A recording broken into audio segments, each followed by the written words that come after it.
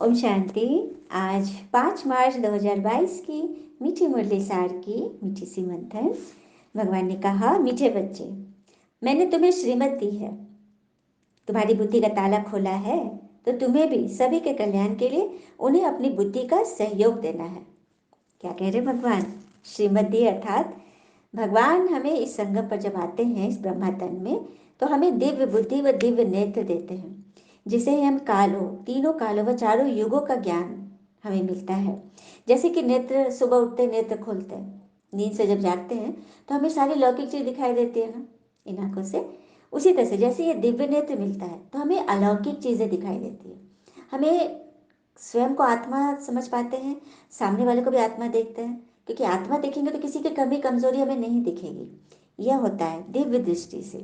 पहले क्या होता था, हम अपने ही स्व कल्याण के लिए सोचते थे, हमारा ही कल्याण हो, हमें ही कोई खुशी दे, हमें ही कोई शांति दे, हमें हमारे साथ कोई मीठा व्यवहार करे, हम कुछ सेवा करें, कुछ उनके लिए कुछ करें तो कोई हमको मान शान दे। मतलब अपने में ही उलझे पड़े थे। लेकिन आज दिव्य दृष्टि, ये सुमति भगवान जो हमें श्रीमत दे रहे, इससे हमारी ये आदत हो रही है कि हम विश्व कल्याण की भावना जग रही है, सबके कल्याण के लिए। ये होता है कि कुमति से हम सुमति की ओर बढ़ जाते हैं। हम्म? फिर प्रश्न है, भगवान ने संगम पे आकर हमें कौन सी आश दी? तो स्वर्ग तक पहुंचने की आश दी कि तुम स्वर्ग पहुंच सकते हो, तुम स्वर्ग के लायक बन सकते हो। और स्वर्ग को पाने के लिए कोई भौतिक चीजों की आवश्यकता नहीं है, किसी वस्तु से हम उसको नहीं पा सकते। अपने अंदर अपनी भावना, जब हम सबके प्रति शुभ रखेंगे, सबके लिए अच्छा सोचेंगे, देने की भावना, क्योंकि देवता मतलब देने वाला, लेने वाला लेवता होता है। हम पहले लेवता थे, हमें ही बस सबसे चाहिए, सभी हमको मान दे। हम्म? लेकिन अब देने वाला बनो। कोई मान दे तो भी स्वीकार नहीं करना है। किसकी झोली में डाल देना है? भोले बाबा की झोली में डाल दो, कि आज परिणाम में हम जो कुछ भी हैं वो भगवान की देन है। तो इससे क्या होगा? आप कुछ भी स्वीकार नहीं कर रहे, आप अहंकार में नहीं आएंगे कि मैंने तो इतना किया, है ना। हर एक सूक्ष्म चीज से भगवान हमें बचाते हैं, और भगवान ही हमें इस ज्ञान द्वारा हमें वो विधि सिखा रहे हैं, जिससे स्वर्ग में, सत्युग में जाएंगे, इस शरीर के बाद दूसरा शरीर लेंगे तो वो तो याद नहीं रहेगा। लेकिन स्वर्ग अभी जो मिल रहा है वो हमारे मन का स्वर्ग है। मन में हम स्वर्ग में हैं, मन से हम सदा खुश हैं। हम्म? सदा सहयोग की भावना है, कैसे किसी का कल्याण हो जाए। जैसे देवी देवता सबको क्या बोलते हैं? तथास्तु। सबके कल्याण के निमित्त है ना। उनके मंदिर में पापी भी जाते हैं, पुण्यात्मा भी जाते हैं, महात्मा दुष्ट आत्मा सभी जाते हैं, और सबके लिए उनके हाथ की क्या दिशा होती है? वरदान देते हैं ना सबको। सब वहां से शक्ति से भरपूर होकर आते हैं। उसी तरह से ऐसी बुद्धि बनाने भगवान आए, तभी आप स्वर्ग के लायक बनोगे, है ना।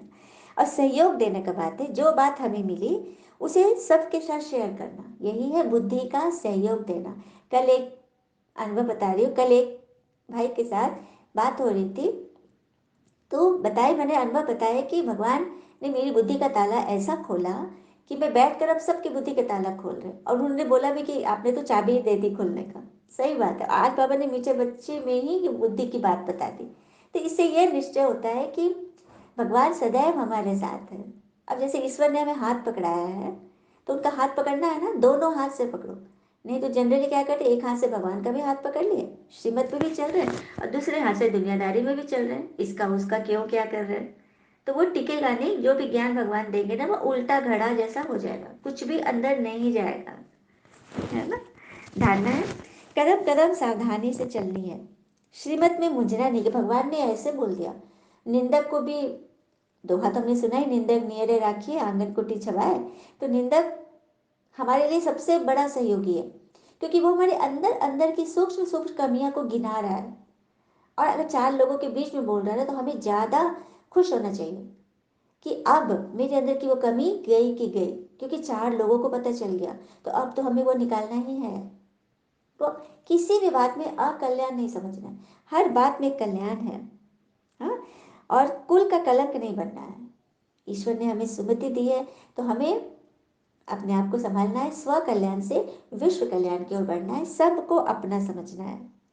वरदान है, भगवान की समीपता के अनुभव के लिए स्वप्न में भी विजयी बनने वाले समान साथी बनो।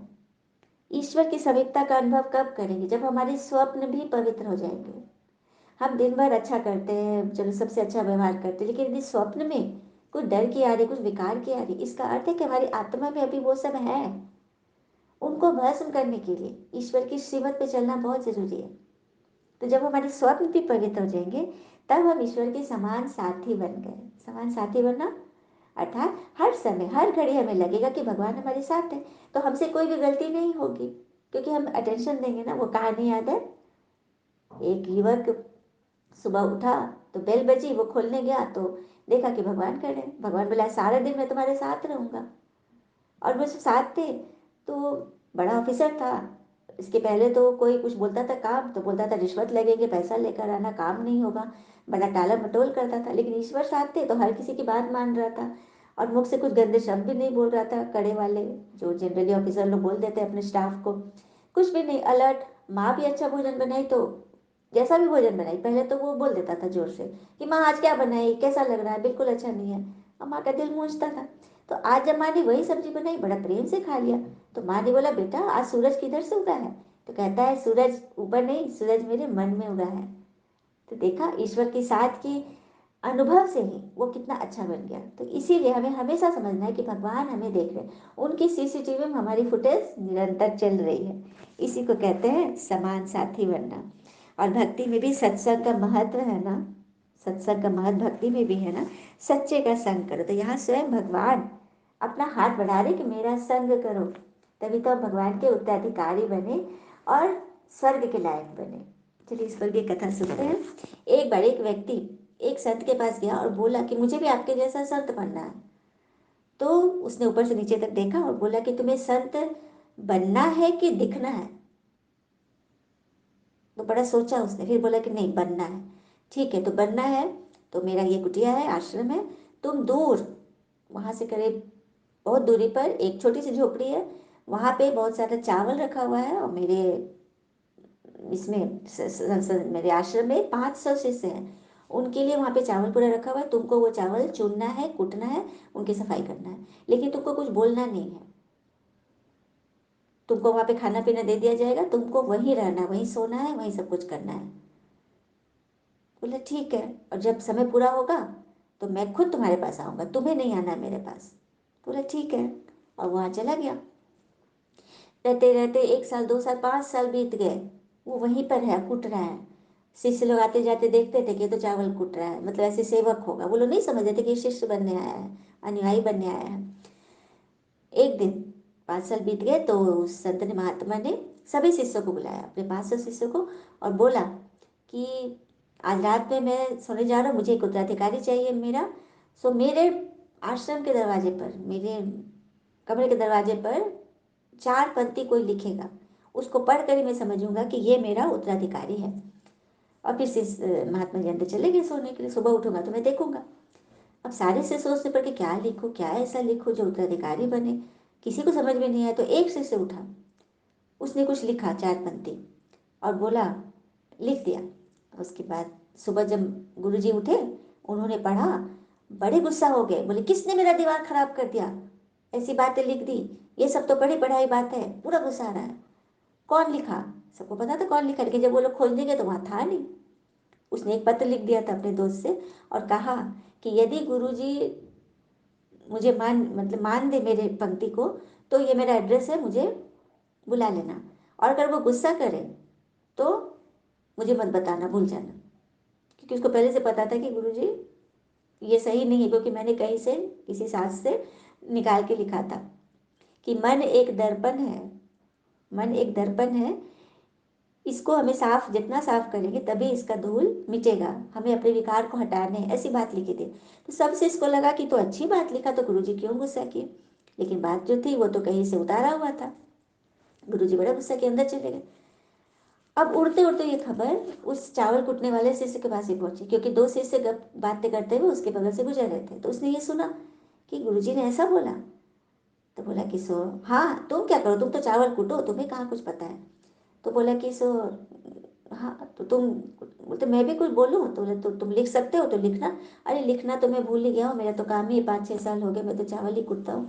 हाँ मैं बोल सकता हूँ, तो आप गुरुजी को बता देना। तो बोले अच्छा बोलो। इन लोग मैंने एनवायर्ड हो कि ये क्या बोलेगा, सेवक है। तो उसने जो बोला कि क्या मन क्या दर्पण, जब हम आत्मा में टिकते हैं, आत्मिक भान में रहते हैं, तो इन सब का कोई एहसास ही नहीं है, कोई इनकी ज़रूरत ही नहीं, इन पर समय व्यर्थ ही नहीं करना है। तो ये लाइन जब बोला, गुरु जी को बता दिया वो दोनों चीज़ की, उसने ऐसा बोला। तब शाम में गुरु जी उसके पास पहुंचते हैं। अब बोले, चलो वत्स, अब तुम्हारी परीक्षा पूरी हुई, तुम ही मेरे सच्चे सच्चे उत्तराधिकारी हो। क्योंकि जब तक हमें चीज़ें दिख रही हैं, मन दिख रहा है, दर्पण दिख रहा है, विकार दिख रहे हैं, तब तक हम ईश्वर के उत्तराधिकारी बनने लायक नहीं हैं। जिस दिन हमें ये समझ आ जाए कि इन सब चीज़ से परे मैं आत्मा हूँ, मैं स्वयं भी आत्मा हूँ, और मेरे सभी जो भी संबंध संपर्की है सभी आत्मा है, तभी तुम सच्चे उत्तराधिकारी बनते हो।